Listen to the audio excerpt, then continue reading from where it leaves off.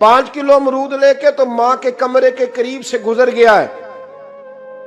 बीबी को जाके कहता है चल आधा किलो अम्मा को भी दे आ, उसके कौन से दांत हैं। तो प्लेट में डाल के वो लाई है। तू समझा ही नहीं, तूने गौर ही नहीं किया। बंदा तो वो ठीक नहीं था, नेपोलियन। पर किसी ने उससे पूछा था बता जिंदगी में पैसे लेने का मजा कब आया। उसने कहा कि मुझे मजा तब आता था कि मैं अपनी सारी कमाई ला के अपनी अम्मा के हाथ पे रखता था, और फिर जब मैं अपनी माँ से थोड़ा थोड़ा खर्चा लेता था ना, थोड़ा थोड़ा, तवज्जो है मेरी बात पे, अम्मा जी 10 रुपए दे आज, कहते जब मैं थोड़ा थोड़ा खर्चा लेता था ना तो मुझे यूं लगता था जैसे मैं बादशाह वक्त के सामने खड़ा हूं और वो खजाने का मुंह खोल खोल के मुझे देता जा रहा है। तू इस जायके को समझ तो सही भाई, तू इसको समझ तो सही भाई। याद रखें और गौर करें, माँ और बाप। और फिर ये भी सुन ले, नबी पाक सल्लल्लाहु ताला अलैहि वसल्लम ने माँ बाप के लिए फरमाया हुमा जन्नतुका व नारुक, यही तेरी जन्नत है और यही तेरे लिए जहन्नम है। अगर ये राजी हो गए तो तेरे लिए जन्नत है, नाराज हो गए तो चाहे तू 100 पीर के मजार पे हाजिरी दे आ, लेकिन जब तक अब्बा राजी नहीं उतनी देर तक अल्लाह राजी। ये हदीस पाक है, हुजूर ने फरमाया जिसके वालिद राजी उसका अल्लाह राजी, और जिसका बाप नाराज उसका अल्लाह। हाँ बेशक, अब ये हदीस है ना, तो सारे वली एक तरफ बैठ जाएं, कहें या अल्लाह बख्श दे मुरीद को, लेकिन अगर अब्बा कहे या अल्लाह ना माफ करना, तो अल्लाह उन औलिया की नहीं मानता, वालिद की मानता है। इसलिए बुल्ले शाह आसमानी उड्डियां पढ़ना है, जेड़ा घर बैठा उन्होंने पढ़िया ही नहीं। भाई याद रखो, माँ बाप से प्यार करो, इनकी खिदमत करो, इनके पास बैठा करो, और माँ बाप को टाइम दें, वक़्त दें, चंद घड़ियां उनके पास बैठें। आप यकीन करें, अब्बा जी से आप मशवरा कर लें, सिर्फ मशवरा, मर्जी बेशक अपनी करें, लेकिन उस मशवरे में आपको इतना साया मिलेगा कि जिंदगी में कभी नाकामी नहीं होगी। पर असी सज्जन दी मननी, अब्बे दी नहीं मननी। तो फटे पे जो नलायक हमारी तरह का बैठा है उससे मशवरा लेना है, वालिद से नहीं लेना। बाप के पास बैठे, उससे मशवरा लें। मेरे अब्बा जी किसान थे, मैंने अपनी जिंदगी में ढेरों चीजें अपने बाप से सीखी हैं, दर्जनों चीजें सीखी। मेरे वालिद बड़े खुददार थे, मिजाज में अजीब सी खुददारी थी। कोई बंदा कभी हाल पूछ लेता था ना कि हालात किस तरह के हैं, तो फरमाते थे भाई अगर बताना हुआ तो अपने अल्लाह को बताऊंगा। अल्हम्दुलिल्लाह बड़ा फजल है, मैंने उनके हाथों पे हमेशा छाले देखे, हमेशा छाले, लेकिन उनका हाथ कभी किसी दुनियादार के सामने फैलता हुआ नहीं देखा। लोग मुझे कहते हैं आप किस पीर साहब के साहबजादे हैं, तो मैं कहता हूं मैं उस पीर का साहबजादा हूं जिसने मेहनत करके हलाल की कमाई खाई सारी जिंदगी। ये लोग पीर नहीं होते, ये मुर्शिद नहीं होते, और मैंने दर्जनों चीजें सीखी उनसे। तो सीखने तो बैठ, तुझे हजारों चीजें मिलेंगी। भाई अपनी जिंदगी में माँ बाप की तरफ देखो, सबसे जरूरी काम है इन्हें वक़्त दो। अम्मा के ओ भाई बड़ा मुश्किल है दुनियादारों से तारीफ कराना, अम्मा दे कोल ते एवं 2 मिनट राती पईए ना आखी अम्मा पैर कटे ना रजाई चो तेरे घुट छड़ा, अम्मा कहती जा मेरा पुत्र थकिया आया तू सो जाके, मैं कदों काम लगी सा, मैं कदों हलवान डई सा, जा सो जा जाके। बस ये कार्रवाई है। तूने 2 मिनट के लिए कह दिया, सवेरे पूरे मोहल्ले में तेरी अम्मा कहेगी अल्लाह मेरे पुत्र वर्गा पुत्र सारियां नूं दे। राती आउंदा है ते मैनू घुट के सौंदा है, अल्लाह घुटिया कोई नहीं सोया भी कार्रवाई पाई सो, लेकिन वो सबको बताती है। तो भाई इतनी कीमती चीज और तू छोड़ के मैं अभी जलसे से देर से आता था ना, अब तो जाता नहीं ज्यादा जगहों पे, कोशिश करता हूं कि चलो माहौल के मुताबिक, थोड़ा खुश्क आदमी हूं तो हर जगह सेट नहीं हो पाता, इसलिए कम जाता हूं। तो कभी रात को आते थे ना देर से, मेरी अम्मा जी शुगर की मरीज थी, तो मैं छोटे भाई को फोन करता था कि अम्मा जी सो गए कि सो गए। मैं कहता था कि तू ना इस तरह कर, नीचे आ जा, 2 बज गए, वो शुगर की मरीज है, आंख खोल जाए ना तो दोबारा लगती नहीं बुजुर्गों की, तो तू दरवाजा खोल दे, अंदर दस्तक दी तो दिक्कत होगी। तो मैं जूते उतार के अंदर दाखिल होता था तो पहला कदम रखता था तो मेरी अम्मा बोल पड़ती थी, पुत्र आ गए, आ गए। ओ भाई, तू इस दर्द को समझना, कोई तुझे मिलेगा, कोई मिलेगा तुझे ऐसा।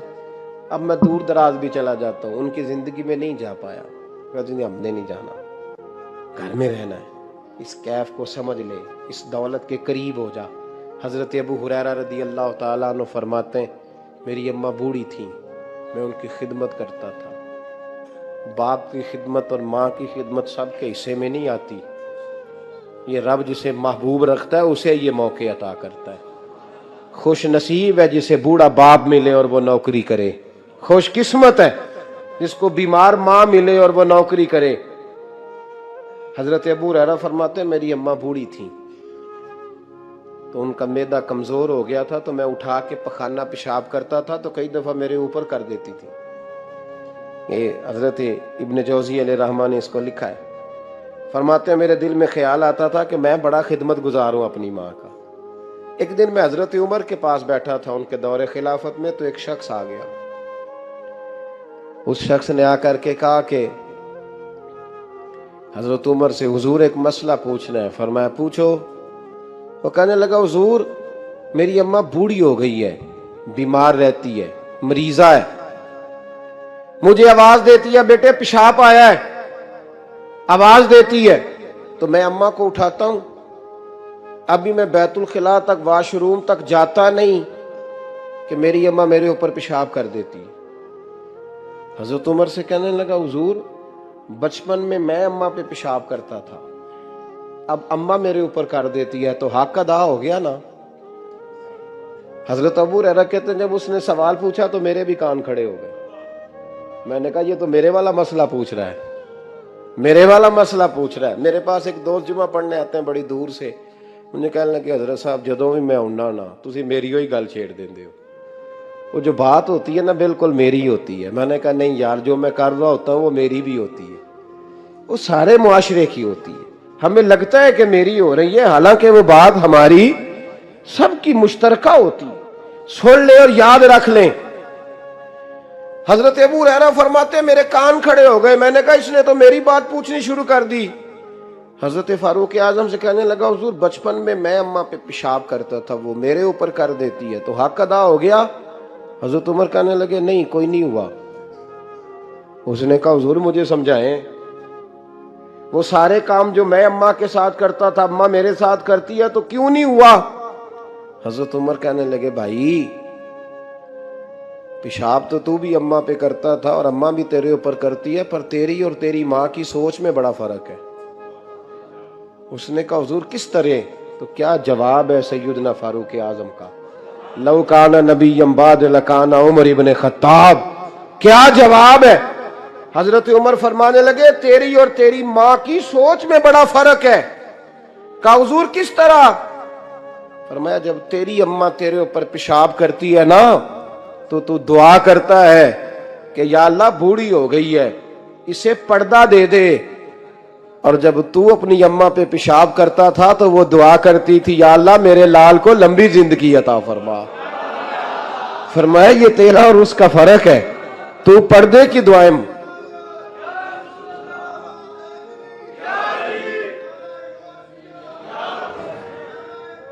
मेरे नबी पाक सल्लल्लाहु अलैहि वसल्लम ने फरमाया, वालिदैन के नाफरमान को दुनिया में सजा मिलती। हजरत मालिक बिन दिनार रहमतुल्लाह ताला अलैह फरमाते हैं, मुझे अल्लाह ने 60 हज करने की तौफीक अता फरमाई। कितने? बोल के बताएं। जिस बंदे के पास इतने पैसे हों कि हज पे जा सके, आ सके और जितने दिन रहना है घर वालों को खर्चा दे सके, उस पर हज करना फर्ज है। पता है आपको उस पर हज करना? इसलिए बयान कर रहा हूं कि हज की दरखास्तें जा रही हैं। हम पता क्या कहते हैं? हम कहते हैं बच्चे बड़े होंगे, शादी करूंगा फिर जाऊंगा। ये किसने फतवा दिया है? ये किससे आपने पूछा है? वो जब बड़े होंगे उनकी शादी की चीज उस वक्त आप पे फर्ज होगी। अभी जो फर्ज है उसको अदा करें। और ये तिरमिजी शरीफ की हदीस है, याद रख लें। नबी पाक सल्लल्लाहु अलैहि वसल्लम ने फरमाया, जिस पर हज फर्ज था उसने किया नहीं, बगैर हज किए मर गया, या यहूदी होके मरेगा या ईसाई होके मरेगा। इतना बड़ा हुक्म है हज के हवाले से, लेकिन लोग इंतजार करते रहते हैं पता नहीं किस चीज का। जब आपको अल्लाह मौका दे, हिम्मत दे, तो पहली फुर्सत में ये फरीजा अदा करें, ये जरूरी काम है। हजरत मालिक बिन दिनार फरमाते, मैंने 60 हज किए। एक हज के मौके पर मैंने बड़ा रश देखा, लाखों का इज्तिमा हुआ। मेरी बातों की समझ तो आ रही है ना आप दोस्तों? जो नहीं बोल रहे उन्हें भी आ रही है ना? अल्लाह जज़ा दे। कहते लाखों का मजमा था, तो मेरे दिल में ख्याल आया, मैंने कहा अल्लाह, इतने लोग आए हैं, इनका हज कबूल भी हुआ है कि नहीं? फरमाते मैं सोच रहा था, तो रात को ना ख्वाब में मैंने किसी कहने वाले को कहते हुए सुना कि सब का कबूल हो गया है। बल्ख का रहने वाला मोहम्मद बिन हारून बल्खी है, उसका हज कबूल नहीं हुआ। फरमाते शहरों के अलग-अलग खैमे लगते थे। अब भी आप हज करने जाएं तो पाकिस्तानियों की रिहायशें अलग होती हैं, इंडियन की अलग, बांग्लादेश के अलग, मिस्री, यमनी, सब लोग अलग-अलग रहायशें होती हैं, झंडे लगे होते हैं मुल्कों के। कहते मैंने सवेरे उठ के ढूंढना शुरू कर दिया, ढूंढता हूं, वो बंदा मिले। कहते जहां बल्ख शहर के लोग रहते थे वहां चला गया, तो मैंने लोगों से पूछा तुम्हें मोहम्मद बिन हारून बल्खी कौन है? लोग कहने लगे वो तो बड़ा नेक आदमी है, परहेजगार है, बड़ा, बड़े भोले भाले, बड़े अल्लाह वाले, रियाज आपको बस हम ही जानते, वो तो बड़ा नेक है, परहेजगार आदमी। तो मैंने कहा अच्छा, कहाँ है? उन्होंने कहा पहाड़ के पीछे उसने खैमा लगाया हुआ है, सारी रात इबादत करता है, सारा दिन रोजा रखता है, कायमुल लहल है, साइमुद दहर है। क्या बात?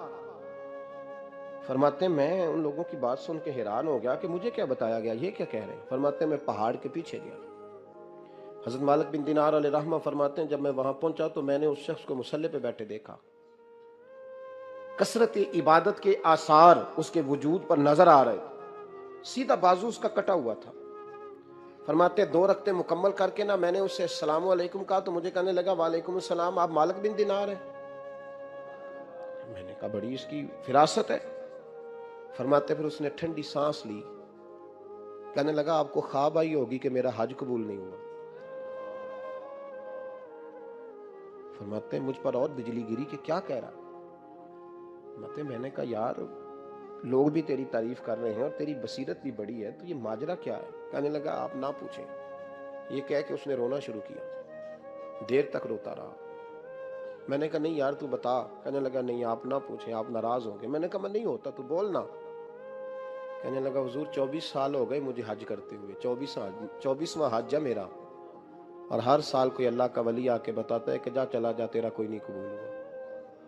बेपरवाही वेख सज्जन दी, जिथे किसे दी पेश न जावे, उन्हें ताजा वाले दर दर रोले, ते मंगते तख्त बिठावे, आजम किसे नू घर आ मिलदा ही कोई काबे खाली आवे। कहते हैं उसने मुझे कहा हुजूर 24वां हज है, हर साल कोई बताता है। मैंने कहा तेरी गलती। कहने लगा मैं अपनी माँ का नाफरमान। मैंने कहा वाकया क्या हुआ? कहने लगा हजरत अल्लाह ने मुझे दौलत दी, माल दिया, जमीनें दी, तो मैं अय्याश हो गया। आप यकीन करें अल्लाह लोगों को माल देता है तो वो समझते हैं मेरी चालाकी से आया है, मैं तेज बड़ा था इसलिए आया है, नाफरमान होते हैं। लेकिन जो रब लेना जानता है, देना जानता है, वो लेना भी। वारस शाह मान करी ना वारसा दा, रब बेवारसा करके मार दई। लोग बड़े स्मार्ट बन जाते हैं, उनकी गुफ्तगू में बड़ा तकब्बुर होता है, उनकी निगाहों के अंदाज में बड़े, वो कहते हैं ओहो सब लोग बेवकूफ हैं, सिर्फ मैं सियाना हूं, काम जो सही चल रहा है। ओ भाई 1 मिनट लगता है इंसान को बादशाह से फकीर होने में। एक इमाम मालिक रहमतुल्लाह अलैह बैठे थे, तो हारून रशीद आपसे कहने लगा इमाम अबू मालिक से, हजरत बताएं इस वक्त अल्लाह क्या कर रहा है? आप फरमाने लगे यार तू बड़े मोटे दिमाग का है, किस तरह के सवाल पूछता है? बादशाह था ना, कहा नहीं आप बताएं। तो इमाम मालिक फरमाने लगे तू तख्त पे बैठ के सवाल पूछता रहता है और मैं नीचे बैठ के जवाब देता रहता हूँ, नीचे आ फिर बताता हूँ। उसने कहा जनाब बताएं। फरमाने लगे तू सवाली है ना, तो तू नीचे बैठ और मैं ऊपर बैठता हूँ। क्या जनाब आ जाए। हारून रशीद नीचे आ गया, इमाम मालिक तख्त पे बैठ गए। फरमाने लगे अब बता क्या पूछ रहा था? कहने लगा हुजूर पूछा था अल्लाह इस वक्त क्या कर रहा है? फरमाने लगे रब इस वक्त तुझे समझा रहा है कि इस तख्त पे तकब्बुर ना करना, 1 मिनट लगता है मैं तुझे उठा के मालिक को बिठा दिया करता हूँ, ये तुझे समझा रहा है, लिहाजा इस समझ पे कायम रहना, तकब्बुर ना करना, 1 ही तो मिनट लगता है, ये तुझे समझा रहा है। तो वो शख्स कहने लगा मोहम्मद बिन हारून बल्खी इमाम मालिक बिन दिनार से कि हुजूर बड़ी दौलत थी तो मैं अय्याश हो गया था, रमज़ान का महीना था, अम्मा तंदूर में रोटियां लगा रही थी, मैं शराब पी के घर आ गया।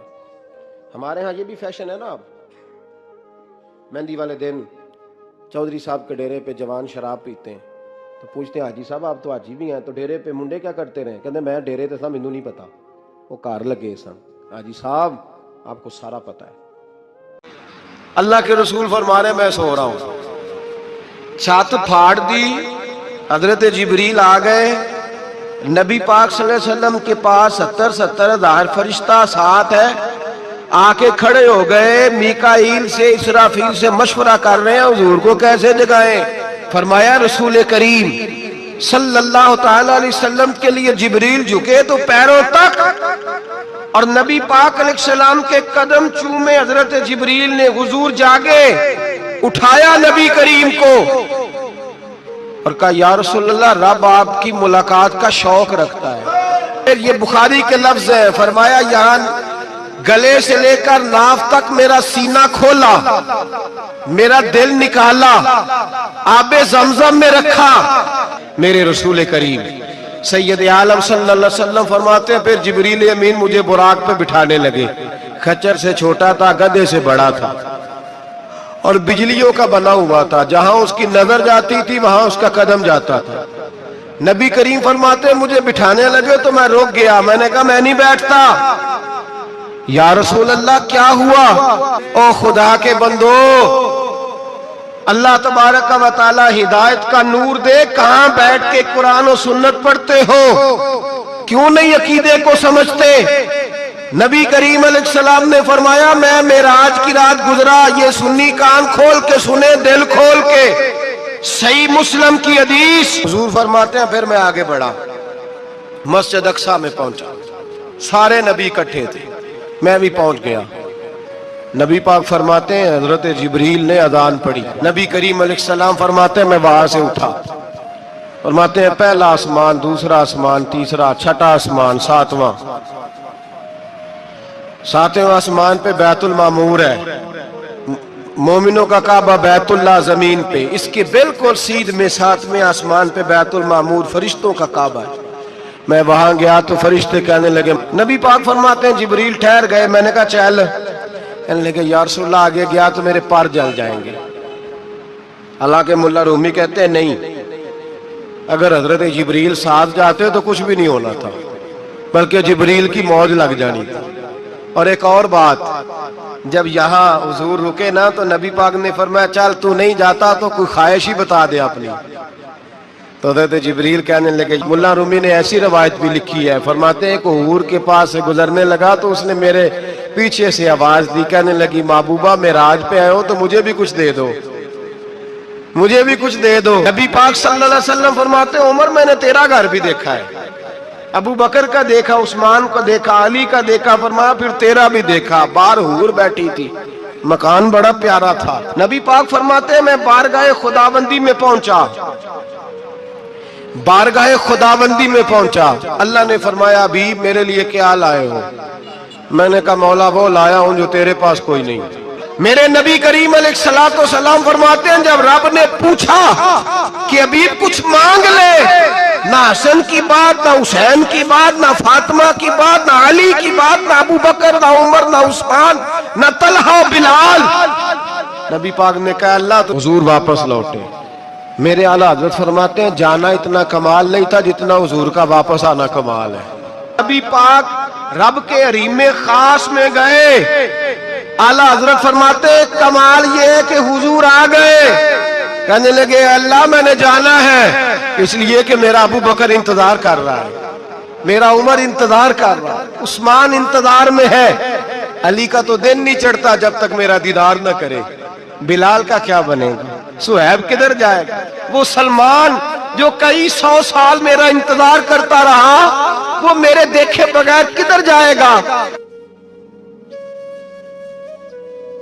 नबी करीम अलैहिस्सलाम का जो मोजज़ा मेराज है ना, वहां भी लोग अड़ गए थे मेरे भाई, और आज तक लोग अड़े हुए। एक बंदे दर्जनों किताबें लिखते हैं, लोग कहते हैं जी नबी पाक ख्वाब में गए थे, तो मैं कहता हूं जनाब, मैं अगर ख्वाब में सारी अर्श कुर्सी लौह महफूज होके आ जाऊं तो किसी को इतराज होगा? वो कहेगा जनाब ख्याली पकाओ पुलाव पकाइए तो घ्यो कभी भी घट ना पाइए, उसमें कौन सा खर्चा आना है। तो नींद में तो बंदे को अगर बनना भी हो तो किसी बड़े मुल्क का सदर बनना चाहिए। कोई बंदा उस पर एतराज कर सकता? ख्वाबों पे कभी एतराज? ये जो सारे काफिर बिखर गए बिफर गए आए नबी पाक की बारगाह में, और ये जो इतना ज्यादा शोर हुआ और कुरान पाक की आयतें उतरी, इसका मतलब है ख्वाब की बात होती तो किसी को कोई एतराज? हुजूर ने फरमाया मैं गया हूं, जिस्म के साथ गया हूं। सुभान अल्लाजी असरा बेअब्दिही। और अल्लाह फरमाते हैं नबी पाक को मैं लेके गया हूं। नबी पाक को मैं, जो दावा ही रब करीम का है। सैयद आलम अलैहिस्सलाम फरमाते हैं मैं तो सो रहा था, मैं आराम से, और अपने घर नहीं उम्मे हानी बहन के घर सो रहा था, हजरत अली की सगी बहन। हुजूर फरमाते मैं सोया हुआ, कोई आने वाला आया। कितने फरिश्ते थे? मुहद्दिसीन ने लिखा 3 उलिल आज़्म फरिश्ते थे और उनके साथ 70 हजार फरिश्ते। हजरत जिब्रील और उनके साथ 70 हजार फरिश्ते, हजरत मीकाईल और उनके साथ 70 हजार फरिश्ते, हजरत जनाब सैयदना इसराफील और उनके साथ 70 हजार, इतने फरिश्ते। और कुरान मजीद में अल्लाह फरमाते हैं दावा मेरे रसूल का नहीं। सुभान अल्लाह जी असरा बेअब्दिही। पाक है वो जात जिसने अपने बंदा खास को सैर कराई। कितनी कराई? लैलन, रात के मुख्तसर हिस्से में। मिनल मस्जिदिल हराम इलल मस्जिदिल अक्सा, मस्जिद हराम से लेकर मस्जिद अक्सा तक। कौन सी मस्जिद अक्सा? अल्लज़ी बारकना हौलहू, जिसके इर्द गिर्द हमने बरकतें रखी है। जिस मस्जिद के इर्द गिर्द हमने बरकतें रखी है। मस्जिद के अंदर बरकत होती है कि इर्द गिर्द होती है? आप बाहर जूते लेकर फिरते हैं, अंदर आते हैं तो जूते उतार के। बाहर बंदा पाक न पाक फिरता है, मस्जिद आता है तो पाक होके। अल्लाह फरमाते हैं हमने मस्जिद अक्सा के कहां बरकतें रखी हैं जी? अल्लज़ी बारकना हौलहू, हमने मस्जिद के इर्द गिर्द क्या था? इमाम राजी, अल्लामा महमूद आलूसी, अल्लामा इस्माइल हक्की, तमाम मुफस्सिरीन, और वो मुफस्सिरीन जो तमाम मकातिब फिक्र के यहाँ मुतफिका है। इमाम फखरुद्दीन राजी फरमाते हैं मस्जिद अक्सा के इर्द गिर्द दर्जनों नबियों की कब्रें हैं जिनको अल्लाह बरकत वाली फरमा रहा है, जिनको अल्लाह नबियों के जिस्मों को बरकत वाला फरमा रहा है। नबी पाक फरमाते मैं सो रहा था, छत पे फरिश्ते आए। बात आपने सुनी हुई है, सिर्फ कुछ नजरियात में राज के हवाले से अर्ज करने, चंद नजरियात। नबी पाक फरमाते हजरत जिब्रील ने छत के ऊपर से उन्होंने थोड़ा सा हिस्सा खोला, छत फाड़ी। हमारे ना देहातों में लकड़ी की जो छत होती थी ना, उस पे एक बंदा भी अगर चलता था ना तो घर के जो बुजुर्ग होते थे कहते थे पता करो छत पे बंदा है कोई। एक आदमी फटाफट बुजुर्ग जाग जाते थे, कहते पता करो भाई। बल्कि साथ वाले को आवाज देते थे, दरवाजा खोलते थे। होता था कि नहीं होता था? हो जाता था ना। ओ भाई 1.5-2 लाख बंदा छत पे चले। अल्लाह के रसूल फरमा रहे मैं सो रहा हूं, छत फाड़ दी। हजरत जिब्रील आ गए, नबी पाक सल्लल्लाहु अलैहि वसल्लम के पास 70 हजार फरिश्ता साथ है, आके खड़े हो गए। मीकाईल से इसराफील से मशवरा कर रहे हैं हुजूर को कैसे जगाएं। नबी पाक फरमाते हैं मैं सो रहा हूं। हालांकि बुखारी में लफ्ज है, नबी पाक फरमाते हैं मेरी आंखें सोती हैं, दिल तो मेरा हर वक्त जागता रहता है। नबी करीम सैयद आलम सल्लल्लाहु ताला अलैहि वसल्लम फरमाते हैं मैं सोया रहा। अब हुजूर आराम कहाँ कर रहे थे? जमीन पे। आराम कहाँ कर रहे थे? हुजूर अलैहिस्सलातु सलाम जमीन पे आराम कर रहे थे। जनाबे जिब्रील झुके। कितना झुके कि हुजूर के कदम ही चूम लिए। नबी पाक के कदम तो कितना झुके होंगे जी? रुकू तक जी। मैं नहीं जी गल की सजदे दी, तुसां कीती जे। फतवा लगा तुहाडे ते लगना जी। कहां तक लगी? कहां तक झुके? आला हजरत कहते हैं हजरत जिब्रील ने सजदा नहीं किया नबी पाक, मेरे आला हजरत का कमाल ये है कि शरीयत भी बच जाती है और इश्क को भी पूरा सुकून मिल जाता है। आला हजरत फरमाते हैं जनाबे जिब्रील ने सर पे ताज पहना था और ताज में मोती लगे हुए थे। वो मोती नबी पाक को सजदा करने लग गए। वो मोती नबी पाक को देखे फाज़िल बरेलवी के कलम का हुसन फरमाने लगे ताजे रूहुल कुद्स के मोती जिन्हें सजदा करें।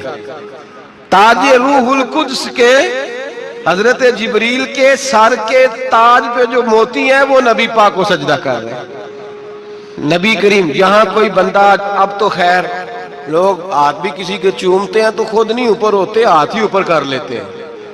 अब तो मिजाज ही बदल गया है। फरमाया रसूल करीम सल्लल्लाहु ताला अलैहि वसल्लम के लिए जिब्रील झुके तो पैरों तक और नबी पाक अलैहिस्सलाम के कदम चूमे। हजरत जिब्रील ने हुजूर जागे, उठाया नबी करीम को और कहा या रसूलल्लाह, रब आपकी मुलाकात का शौक रखता है, अल्लाह आपकी मुलाकात का शौक रखता है। हुजूर फरमाते हैं मुझे उठा के तो जिब्रील हतीम में ले गए और फिर ये बुखारी के लफ्ज है, फरमाया यहां गले से लेकर नाफ तक मेरा सीना खोला, मेरा दिल निकाला, आबे जमजम में रखा। इसलिए नहीं कि नबी पाक के दिल को बरकत हासिल हो जाए, इसलिए कि आबे जमजम को बरकत हासिल हो जाए। उम्मती रज रज के पिए कि ये वो वाला जमजम है जिसने हमारे मुस्तफा के कल्बे अतहर को चूमा हुआ है। नबी पाक सल्लल्लाहु अलैहि वसल्लम फरमाते हैं मेरे सामने खोला और मैं देखता भी रहा, दिल खुल गया, सीना खुल गया और मैं देखता भी रहा। और नबी पाक फरमाते हैं खून भी नहीं निकला, इसलिए कि हुजूर की हकीकत नूर है, नबी पाक की हकीकत नूर है। वरना बशर के हुजूर अगर सिर्फ बशर होते तो काट भी लगे तो खून निकल आता है मेरे रसूल करीम। और आखिरी बात ये भी सुन ले, माँ बाप के इंतकाल के बाद रिश्ते खत्म नहीं होते। रिश्ते खत्म, क्या दुआ मांगते हो नमाज में? रब्बना इग़फिरली। इसका मतलब है माँ बाप तो है ना, वो जो औलाद बचपन में चली जाएगी ना, नाबालगी में, छोटे बच्चे, वो क़यामत में माँ बाप की सिफारिश करेंगे। माँ बाप के इंतकाल के बाद भी आला हज़रत फाज़िल बरेलवी ने 12 हुकूक लिखे हैं माँ बाप के फतावा रज़विया में। फरमाया उनके दोस्तों से दोस्ती रख, उन्होंने वादे किए थे वो वादे पूरे कर, अगर उनके जिम्मे कर्जे हैं तो अदा कर, और अगर तेरे माँ बाप जो नेकियां करते थे वो नेकियां जारी रख। और इमाम जलालुद्दीन सयूती ने शरह सुदूर में लिखा है ज़मीन पे रह के गलत काम ना करना, वरना फरिश्ते कब्र में जाके तेरे माँ बाप को कहेंगे तो कितनी बुरी औलाद पैदा करके आया। और फरमाया तो दुनिया में रह के अच्छे काम कर, चाहे दुआ मांग चाहे ना मांग, फरिश्ते कब्र में जाके कहेंगे क्या बात है तुम्हारे बेटे की, कैसा लाल पैदा किया है, दुनिया खैर से भर दी है। और भाई मुझसे कोई बंदा पूछे ना कि माँ बाप को इसाले सवाब का सबसे बेहतरीन तरीका, तो मैं कहता हूँ बेटे नमाजी हो जा। क्या कर? ताकि हर नमाज की आखिरी रकत में तो कहे रब्बना इग़फिरली। नमाज अल्लाह की, जिक्र माँ बाप का अल्लाह ने रख दिया है, रब्बना इग़फिरली हर नमाज की हर आखिरी रकत में खत्म शरीफ पढ़ा जाएगा। और नमाज के अंदर पढ़ेंगे इंशाअल्लाह ताला, पढ़ेंगे नमाज इंशाअल्लाह, वादा नहीं करा रहा। दाढ़ी किसकी सुन्नत है? नहीं जिना नहीं रखी हो बोलो, जिना रखी हो तो बोलन डाया ने। किसकी सुन्नत है? तो सरकार के गुलामों ने रखनी है, किसी और ने रखनी है? गुलाम कहते हैं अभी हम नेक ही नहीं, नेक होंगे तो रखेंगे। वो खुदा के बंदो, नेक तो सारी जिंदगी बंदा नहीं होता। कभी किसी ने दावा किया है वली गौस कुतुब ने कि अब मैं बिल्कुल गुनाह नहीं करता, मैं पाक साफ हो गया हूं? किया है कभी? ये शैतान का वसवसा है। दाढ़ी हुजूर की सुन्नत है। और रखो तो नबी पाक की मर्जी के रखो, पूरी मुट्ठी रखो, अपनी मर्जी की ना रखो। जितनी मुझे अच्छी लगती है उतनी मैंने रख ली। एक मुट्ठी दाढ़ी रखें, सारी दुनिया की ट्रेनें गुजरती हैं तो गुजर जाएं, नमाज का वक्त नहीं गुजरना चाहिए। बस खत्म हो गई बात। दुनिया तो चंद रोज है, ओ पईयां देश दियां कबरां जिन्हां ते फुल पे, उधरों कोई नहीं जी आमदा तो इधरों लखां गए। नमाज सबसे पहले, इसलिए कि रब रसूल के बगैर हमारा गुजारा ही नहीं, गुजारा ही नहीं। नमाज, कुरान पाक और दुरूद सलाम, ये कज़ा होना ही नहीं चाहिए, जो मर्जी हो जाए। और साथ साथ सुन्नत और शरीयत का लिहाज करना सीखें। और मेरी अपील ये है,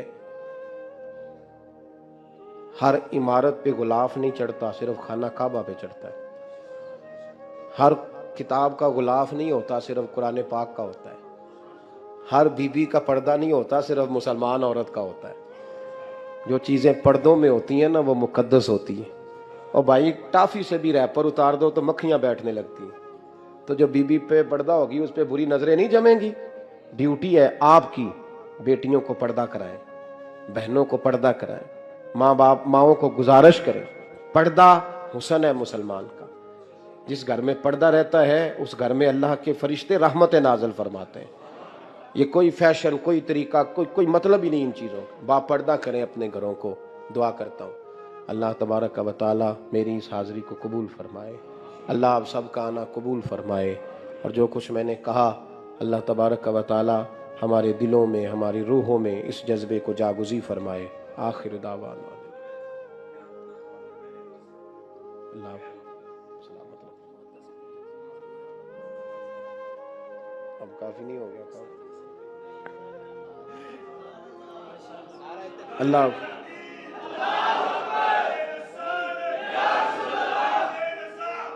इंशाअल्लाह जारी रहेगा। लब्बैक या रसूल अल्लाह, बारक अल्लाह ताला। सुने जी, एक बात करने को सामने कहा है, मैं कर देता हूँ। मैं तकरीर भी इतनी करता हूँ 35-40 मिनट की, यहाँ तो कुछ ज़्यादा हो गई है मेरा ख्याल है। तो थोड़ी बात करने की कोशिश किया करता हूँ। चलो मेरी राय ये है कि खुराक थोड़ी हो तो हजम जल्दी हो जाती है। अरसलान साहब से मैंने कहा मेरा खाना ना पकाना। मेरा मौक़िफ़ ये है कि महफ़िलें सस्ती करनी चाहिए ताकि ज़्यादा होनी शुरू हो जाए। तो महंगी बड़ी हैं इसलिए मैं दस यार माड़ा बंदा तो हाथ ही नहीं ना पाता। तो मैं कहा करता हूँ कि कम से कम खर्चा हो। हमारे करोड़ों रुपया सालाना लगता है महफिलों पर। अगर अरबों कह दूँ तो फिर भी बात गलत, लेकिन उसका रिजल्ट हमें उस तरह का नहीं मिलता जिस तरह का मिलना चाहिए। लेकिन आपने अज़मत वालिदैन पे प्रोग्राम किया। मेरी राय यह है कि हुकूक़े ज़ौजैन पे भी होना चाहिए। और शादी से पहले हर बच्चे को मियाँ बीवी के हुकूक का पता होना चाहिए। बाद में 3 तलाक़ें दे के आ जाते हैं, कहते हैं मैंने पता ही नहीं सी। तो अगर पहले पता कर लेंगे तो ये तमाशा नहीं लगेगा, लेकिन ये काम होता नहीं। बहन भाइयों के हुकूक पर बात होनी चाहिए, ये बड़े ज़रूरी काम है। और ये सैयद आलम सल्लल्लाहु अलैहि वसल्लम फरमाते हैं, फिर जिब्रील अमीन मुझे बुराक पे बिठाने लगे। खच्चर से छोटा था, गधे से बड़ा था और बिजलियों का बना हुआ था। जहां उसकी नजर जाती थी वहां उसका कदम जाता था। नबी करीम फरमाते मुझे बिठाने लगे तो मैं रुक गया। मैंने कहा मैं नहीं बैठता। या रसूल अल्लाह क्या हुआ? फरमाया अल्लाह फरमाते हैं यौम नसूकुल मुजरिमीना इला जहन्नम विरदा। जब आपके उम्मती निकलेंगे कब्रों से तो डंडे मार मार के ले जाए जाएंगे। पहले रब मेरे साथ वादा करे कि जब मेरे गुलाम कब्रों से निकलेंगे तो उन्हें भी बुराक अता करेगा। पहले वादा करे। हजरत जिब्रील कहते मैं वहीं खड़ा था। रब करीम ने कहा चल वादा कर ले। यौम नहशुरुल मुत्तकीना इलर रहमान वफदा। महबूब जब तेरे फरमा बरदार कब्रों से निकलेंगे तो मैं सबको बुराक अता कर दूंगा, सबको बुराक दे दूंगा। नबी करीम फरमाते मैं बुराक पे बैठा, सफर शुरू हुआ। नबी रहमत अलैहिस्सलातु सलाम फरमाते मैं गुजरा। ये बात आपने सुनी हुई है पर बयान करनी भी बड़ी जरूरी है। मररतु अलल मूसा फहुव युसल्ली फी कब्रिही, रवाहु मुस्लिम। ओ खुदा के बंदो, अल्लाह तबारक व तआला हिदायत का नूर दे। कहां बैठ के कुरान और सुन्नत पढ़ते हो? क्यों नहीं अकीदे को समझते?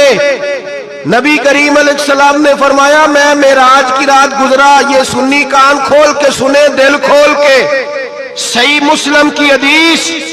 फरमाया मैं मेराज की रात गुजरा तो हजरत मूसा अपनी कब्र में खड़े होकर नमाज पढ़ रहे थे। हजरत मूसा अगर जिंदा है तो जो मूसा के भी इमाम है, जो जनाबे मूसा के भी, ऐसे ही फटाफट। हम पे तो किसी का रोब तारी नहीं होता। इतनी इतनी मोटी जिल्दें लोग किताबों की दे जाते हैं, कहते पढ़ो जी की लिखे है। मैं क्या, असल में इसके दिल में प्यार नहीं। इसने सिर्फ मोहम्मद लिख के सल्लल्लाहु अलैहि वसल्लम लिखा है। ये थोड़ी देर बैठता बरेली के इमाम के पास तो इसे बताते हैं हजरत मोहम्मद ने लिखना चाहिए, लिखना चाहिए इमामुल अंबिया, सरवरे कौनो मकान, ताजदारे हल अता। लिखना चाहिए मुश्किल कुशा, हाजत रवा, हबीबे खुदा, मोहम्मद मुस्तफा सल्लल्लाहु, तुम्हें तो नाम नहीं ढंग से लिखना आता, तुम मुस्तफा की बात क्या करोगे, तुम्हें क्या खबर।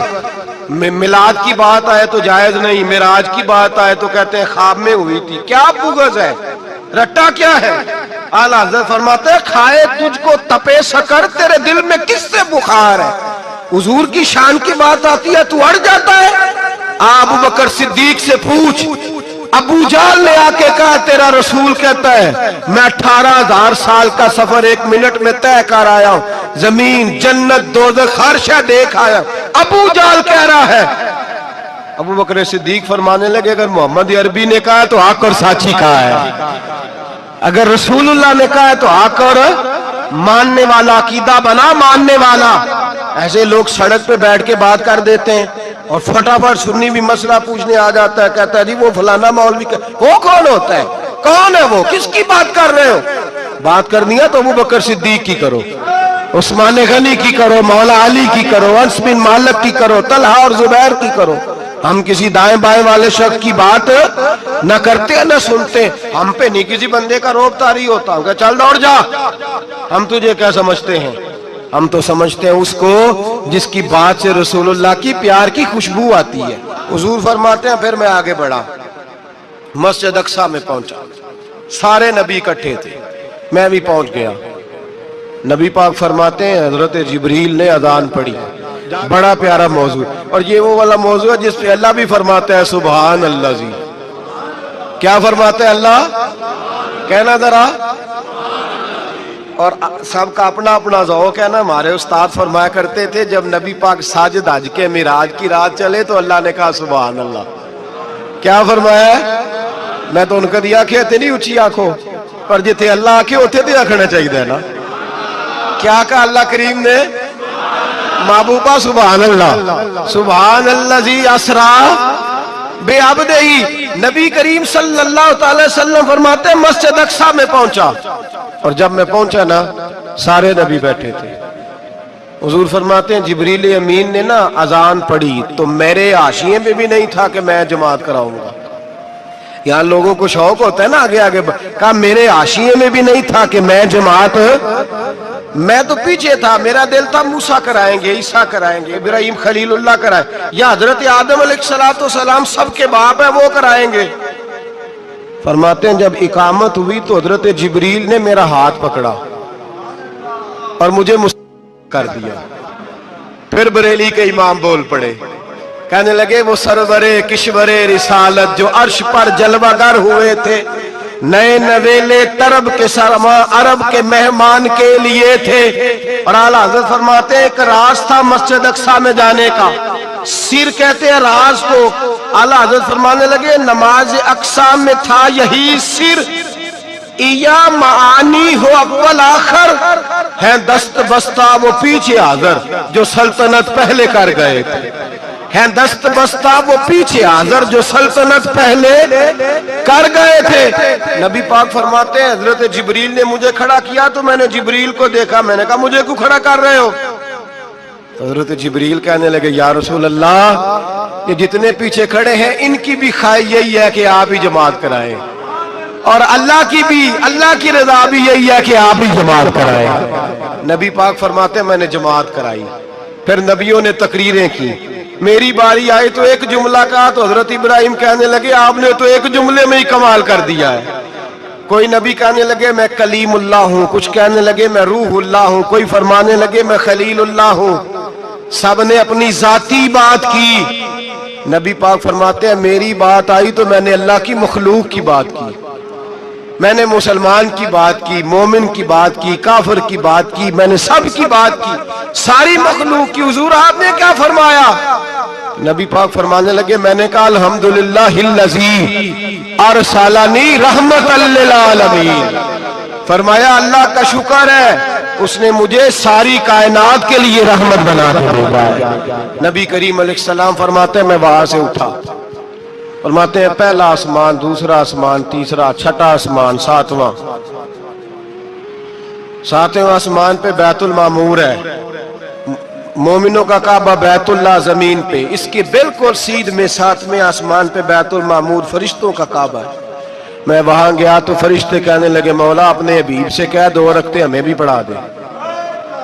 2 रखते नबी पाक फरमाते हैं 2 रखते मैं हतीम में काबे में पढ़ के गया, फिर 2 रखते मस्जिद अक्सा में पढ़ी, फिर 2 रखते मैंने बोलिए 2 रखते बैतुल मामूर में किसको पढ़ाई?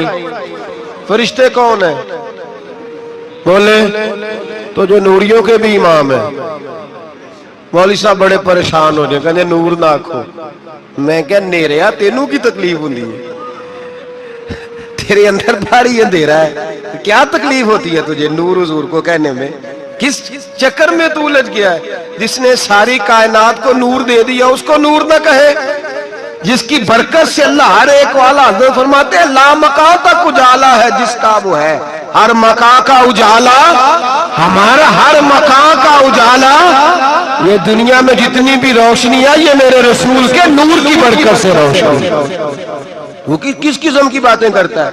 नबी करीम सल्लल्लाहु ताला अलैहि वसल्लम फरमाते हैं फरिश्तों की मैंने जमात कराई। अच्छा जी, नमाज किस दिन फर्ज हुई? फर्ज किस दिन हुई? हुजूर तो नमाज लेने जा रहे थे तो ये रास्ते में पढ़ाते हुए भी जा रहे हैं। नमाज तो मिराज की रात लेने गए ना नबी पाक, तो रास्ते में अल्लाह फरमाते हैं अर्रहमान अल्लमल कुरान खलकल इंसान। फरमाया पहले मैंने रसूल को कुरान सिखाया है, फिर इंसान की तख्लीक की है। नमाज बाद में फर्ज हुई उम्मत के लिए। नबी पाक को तो अल्लाह ने सारे उलूम पहले से अता फरमा दिए, सारे उलूम। इसका मतलब यह भी हुआ कि नमाज से छुट्टी मिल सकती, काबे में भी नमाज, बैतुल मुकद्दस में भी, बैतुल मामूर में भी, बैतुल्लाह में भी, हर जगह ही। तो जो भागना चाहे नमाज से भाग सकता, इसलिए कि मिराज में जगह जगह नमाज है। दोस्तों, अगर आज के इस बयान ने आपके दिल को छू लिया हो, अगर इस बात ने आपके दिल को थोड़ा सा सुकून दिया हो, तो इस वीडियो को लाइक जरूर करें और पीर अजमाल राजा कदरी बयान टीवी को सब्सक्राइब करके बेल आइकन दबाना ना भूलें। इस चैनल पर आपको मिलता रहेगा दिल को सुकून देने वाला बयान, जिंदगी को सही राह दिखाने वाली नसीहतें और अल्लाह से जोड़ने वाली बातें। इस बयान को अपने दोस्तों, घर वालों और चाहने वालों के साथ शेयर जरूर कीजिए। हो सकता है आपके जरिए किसी परेशान दिल को सुकून मिल जाए। अल्लाह हम सबको अमल की तौफीक अता फरमाए, आमीन। भी सारा मेरे नबी पाक का मिलाद ही है, इसलिए कि ये बातें मुस्तफ़ा ने सिखाई हैं हमें सल्लल्लाहु। एक बात कही हजरत ने, मैं अर्ज कर देता हूं। मुहद्दिस इब्न जौज़ी रहमतुल्लाह अलैह एक बुजुर्ग के बारे में फरमाते हैं, वो कहते हैं कि बाज़ लोगों ने तो उनका अपना नाम लिखा है और बाज़ जगह पे एक और बुजुर्ग का जिक्र है और बयान रवायत हज़रत मुहद्दिस इब्न जौज़ी फरमाते हैं। वो कहते हैं कि मैं घर में कोई काम कराना था, काम होते हैं ना छोटे मोटे घर में, तो फरमाते हैं मैं मजदूर लेने गया बगदाद में।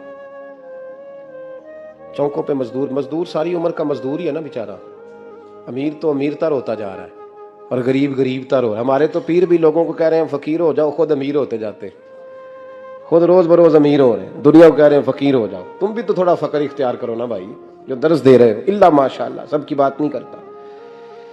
फरमाते हैं कि मैं ना मजदूर लेने गया, बगदाद के चौक में मजदूर बैठे होते थे, तो मेरी उन मजदूरों में से ना एक नौजवान बच्चे पे नजर पड़ी। बड़ा कमजोर सा वजूद था लेकिन चेहरे पर इबादत का निशान था, माथा बताता था कि नमाज का बड़ा ख्याल रखता है। मैं उसके करीब गया, चेहरे भी बड़ा कुछ बताते हैं ना, चेहरों में भी बड़ी रानाई होती है। फरमाते हैं मैं करीब गया, मैंने उसको कहा बेटे मजदूरी करोगे? तो कहने लगा मजदूरों में बैठा हूं तो हुजूर मजदूरी के लिए ही तो बैठा हूं। तो मैंने कहा कि चलो फिर। कहने लगा नहीं मेरी कुछ शर्तें। मैंने कहा बताओ? कहने लगा पहली शर्त यह है कि लोग 4 दिनार दिहाड़ी लेते हैं, मैं 3 दिनार लूंगा। मैंने कहा यार तो बड़ी बेहतरीन है, बाकी भी इस तरह की रख ले। उसने कहा हुजूर दूसरी शर्त यह है कि मैं आपकी मुकम्मल बात मानूंगा लेकिन जब अजान हो जाएगी फिर आपकी नहीं सुनूंगा। तीसरी बात उसने ये की कि हुजूर मैं आपके घर में काम करूंगा पर आपके किसी सवाल का जवाब नहीं दूंगा। कहते मैंने कहा यार तू बड़ा अजीब है, शर्तें तो मालिकों की होती हैं। कहने लगा जी बहरहाल मैं शर्तें लगा के जाता हूँ। फरमाते मैं उसे घर ले आया। काम मैंने उसको बताया तो जो काम मजदूर सारे दिन में करता है ना, उसने 2 घंटे में कर दिया। हमारे मजदूर सिगरेट पीने में भी तो आधा घंटा लगाते हैं ना, वो चाय पीने जाएं तो पौना घंटा, वहां उनको भी तो ध्यानदारी करनी चाहिए कि नहीं करनी चाहिए? ने मुआहदा किया है ना जी, तो पूरा उतरना चाहिए ना। कहते 2 घंटे में। अब काम जब बंदा शुरू कराता है तो काम और निकल आता है। कहते काम मैंने उसको और बता दिया, वो करने लगा। उसने मिट्टी निकाल के रखी थी बाहर रास्ते में, तो अजान हो गई जोर की। उसने वहीं कुदाल छोड़ी कई और चलने लगा। तो मेरा बेटा कहने लगा इसको जरा बराबर कर दो। कहने लगे चुप कर जा, तेरे बाप से बात हुई थी, जब अजान होती है तो मैं किसी और की नहीं सुनता, सिर्फ अल्लाह रसूल की सुनता हूँ। कहते मस्जिद चला गया, नमाज पढ़ के आया तो दोपहर का वक्त था। मेरी बीबी कहने लगी इसको को खाना खा ले। कहते हमने कहा खाना खा लो, तो कहने लगा मैंने रोजा रखा हुआ, रमजान भी नहीं था, नफली रोजा रखा हुआ। फरमाते हैं शाम हुई, मैंने 3 दिनार दिए तो मैंने कहा तेरा नाम क्या है? कहने लगा मैंने आपसे कहा था मैं किसी सवाल का जवाब नहीं दूंगा। तो वो चला गया। अगले दिन मैं फिर लेने गया उसे, काम कुछ और निकल आए तो लोगों ने बताया वो सिर्फ हफ्ते वाले दिन आता है। मैंने कहा क्यों? कहने लगे जी वो कहता है मेरा हफ्ते का खर्चा 3 दिनार है, जब 3 दिनार कमा लेता हूं तो बाकी सारा टाइम अल्लाह रसूल की जिक्र में गुजार दिया करता हूं।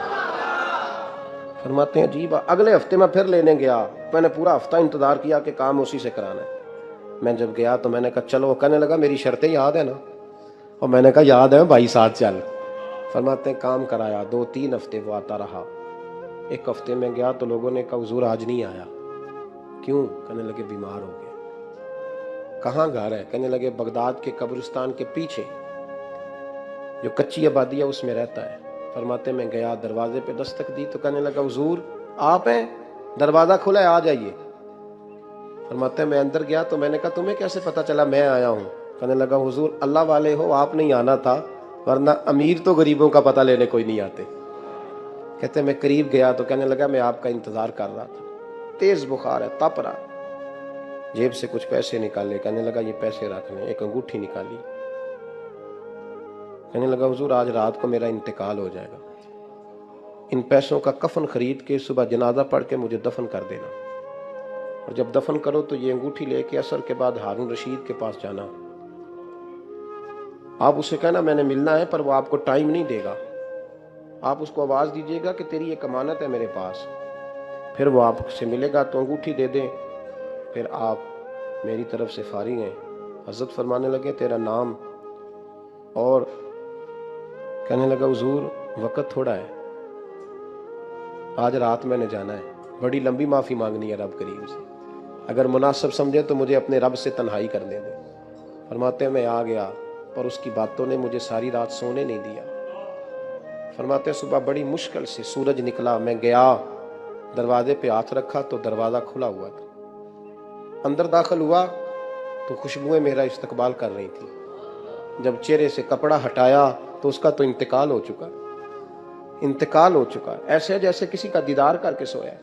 कहते मैं तो 2 आदमी ले गया था जनाजे पे, पर पता नहीं दुनिया किधर किधर से आई, कहां कहां से। अखां जदों मीटियां जमाना मैनू रोवेगा, अपना ते अपना बेगाना मैनू रोवेगा, अपना ते अपना।